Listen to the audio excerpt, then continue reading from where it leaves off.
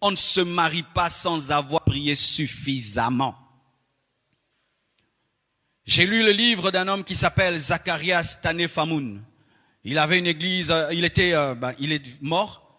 Et lui, il avait un principe. Sa fille ne pouvait pas lui présenter un homme sans avoir prié pendant une année. Une année de prière avant de dire à papa, tel veut m'épouser. Vous voyez le sérieux. Mais toi, tu as prié combien de temps pour dire oui? On te demande la main lundi et puis tu dis mardi oui. Oh, il faut que je dise oui très vite de peur qu'il puisse aller ailleurs. Tu manques d'assurance. Tu ne connais pas le Dieu de ta destinée. Dans la destinée, celle qui est à toi est à toi. Celui qui est à toi est à toi.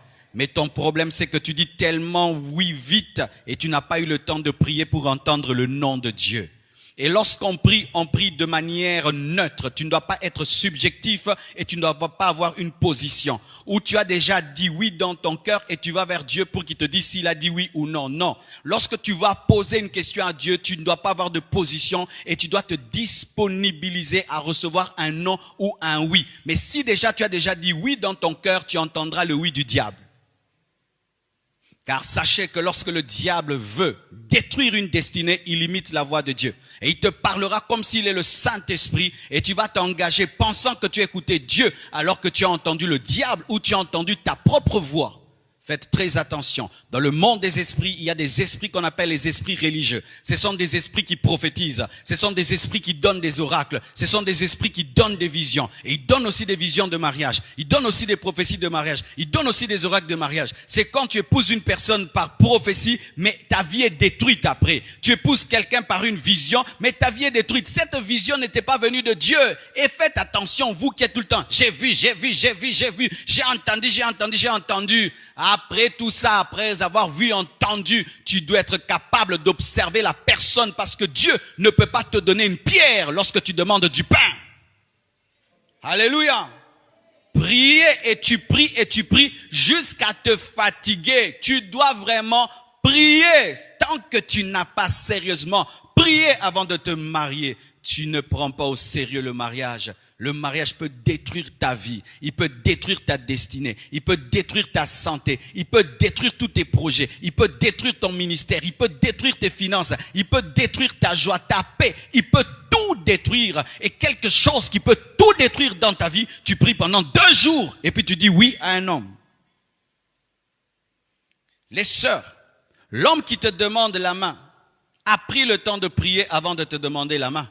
Mais les hommes, lorsqu'ils ont prié pendant longtemps avant de demander la main, lorsqu'ils vont vers les femmes, ils leur donnent que 2 jours ou 1 semaine. Lui, il a eu des mois et des mois pour prier, pour t'observer. Mais lorsqu'il vient vers toi, je te donne 1 semaine. Ça, c'est un égoïste spirituel. Alléluia. Autant il a eu tout le temps. Toi aussi, tu dois avoir tout le temps. Alléluia. Donne-moi tout le temps. Il s'agit d'un engagement sérieux. Alléluia. D'un engagement sérieux. Même des fois pour prendre la décision d'étudier quelque part, la décision de voyager quelque part, les gens prennent 1 mois ou 2 mois pour réfléchir. Mais quand il s'agit du mariage, les gens prennent 2 jours, 3 jours. Vous ne prenez pas au sérieux le mariage. Réfléchis sur la personne que tu veux épouser. Projette-la dans ton futur et vois si elle sera capable de tenir. Réfléchis sur son comportement. Observe-la. On n'épouse pas quelqu'un qu'on n'a pas observé. Alléluia. Même si ton cœur est parti, si tu n'as pas observé, ramène ton cœur dans le cœur. Dis-lui, je ne le connais pas. C'est pourquoi nous, les chrétiens, on ne se marie pas par coup de foudre. On se marie par amour et par observation et prière et réflexion. Tu peux tomber amoureux d'un piment. Et l'amour va te faire croire que le piment est sucré. Mais la vie va te révéler que le piment est pimenté, mais en retard, tu as épousé le piment pensant que c'était le sucre. Quand on joue au Monopoly, tu t'en fous de perdre ou d'échouer parce que ce n'est pas la vraie vie. Mais dans le mariage, les décisions touchent la destinée. On ne se marie pas sans avoir observé. Et sans avoir observé pendant longtemps. Longtemps. Moi, j'aime pas ces fiançailles-là d'1 mois. D'1 mois. En 1 mois. Dans 1 mois. D'ailleurs, vous n'allez pas vous rencontrer tous les jours. Et donc, vous allez vous rencontrer. Certains se rencontrent que le samedi. Donc, 4 fois. Vous êtes rencontrés 4 fois et puis vous vous mariez. Tu as épousé qui? Il y a des gens qui sont des champions en hypocrisie. Champions pour cacher leurs défauts. Je vous assure, vous devez savoir qu'il y a des champions pour cacher leurs défauts. Et ils savent que tu es chrétien. Une fois que tu l'as poussé, même si tu vois ses défauts, tu ne peux pas divorcer parce que ces personnes connaissent la parole. Sachez qu'il y a des hypocrites qui savent cacher leurs défauts, leur mauvais cœur, leur tare, toutes ces choses. Et même quand tu es en train de lui parler, moi j'aime pas une femme comme ceci, j'aime pas un homme comme cela, il est en train de cacher, il n'aime pas, il n'aime pas, il n'aime pas, il n'aime pas, il n'aime pas. Et pendant 2 mois, il peut jouer à un ange. Et lorsque tu l'épouses, le démon se révèle. Et nous voyons cela.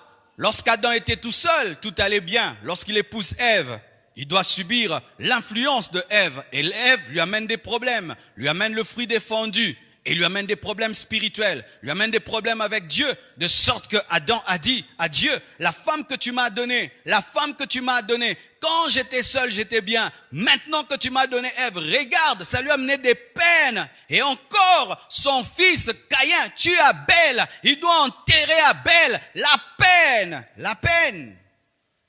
Abraham et Sarah, la peine. L'enfant ne vient pas. Belle femme, beau monsieur, mais stérilité. 1 année, l'enfant ne vient pas. La famille vous regarde. 2 ans, tu l'habilles bien, belle voiture, belle maison. 1 année, pas d'enfant. 2 ans, pas d'enfant. 5 ans, pas d'enfant. La peine. La servante de Dieu qui vous a prêché ici a fait 9 ans sans enfant. Et aujourd'hui, Dieu l'a béni avec 2 enfants. Mais si elle vous raconte les 9 ans, terrible mes frères. La belle famille peut dire ceci. Et les amis disent ceci. Les gens parlent. Isaac et Rebecca aussi, la stérilité. Jacob et Rachel, stérilité. Il fallait prier pour que les enfants puissent venir. Et là encore, Jacob et Léa. Léa aime Jacob, mais Jacob ne l'aime pas. Ou tu aimes beaucoup ta femme, elle ne t'aime pas beaucoup. Tu aimes beaucoup ton mari, lui ne t'aime pas beaucoup. Toi tu l'aimes à 100 à l'heure, lui t'aime à 20 à l'heure. Il y a cela aussi parce que dans chaque mariage, il y a toujours un qui aime l'autre plus. Et celui qui aime beaucoup, c'est celui qui souffre plus dans le mariage. Ce sont des réalités qui arrivent. La réalité de la vie, c'est cela. Je suis allé une fois prêcher quelque part et un grand prédicateur était parmi les orateurs. C'est parmi les prédicateurs africains les plus invités au monde. Il prêche dans toutes les grandes églises américaines. Et c'était vraiment un modèle pour moi. Je pensais que tout allait bien dans sa vie. Il a prêché partout. Et le jour qu'il a prêché, il nous a parlé de l'onction qui vient de la souffrance. Et il a dit, vous me voyez là, j'ai un enfant. Cet enfant est fou. Cet enfant ne me reconnaît pas. Il reconnaît pas sa mère. J'ai un don. Je prie pour les cœurs et les gens sont guéris. Mais mon enfant, je n'arrive pas à le guérir. Je peux prier, tout le monde est guéri, sauf mon enfant. Et pendant que je suis en train de vous prêcher ici, je le surveille au moyen de mon téléphone. Nous l'avons enfermé dans une chambre et nous suivons tout au téléphone. Et j'aimerais des fois que Dieu prenne ma santé, qu'il donne à mon enfant et qu'il prenne sa maladie, qui me la donne, mais Dieu ne m'exauce pas. Ce grand prédicateur, mais dans sa vie, il y a une peine, un enfant qui est malade. Alléluia. Vous voulez fuir? C'est la vérité. Imagine, tu épouses un homme qui ne pardonne jamais. Tu t'imagines ça? Vous savez qu'il y a des gens qui ne pardonnent jamais? Vous savez qu'ils existent? Il y a des gens qui ne pardonnent jamais. Ils viennent à l'église, ils parlent en d'autres langues. Mais lui, il peut te rappeler un tort que tu as fait il y a 20 ans. Avec précision, heure et date. Ah oui, ils sont là. Il y a d'autres qui ne partagent jamais. Ils ne partagent jamais. Il y a d'autres, ils insultent facilement. D'autres, ils prient là. Mais il est rempli d'impudicité. Donc c'est un frère. Même s'il se marie, il doit seulement tomber. Il y en a qui sont là. Maintenant, tu épouses un tel frère. Tu épouses un tel frère, incapable de se discipliner, incapable de se contrôler. Quelle sera ta vie, ma sœur? Il est beau, oui. Il est intelligent, oui. Il prêche bien, oui. Mais il ne sait pas se discipliner. Quelle sera ta vie? Ou tu sais qu'il te ment. Il dit qu'il est au travail, mais n'est pas au travail, tu sais. Ou il te ramène des enfants en dehors du mariage, tu sais.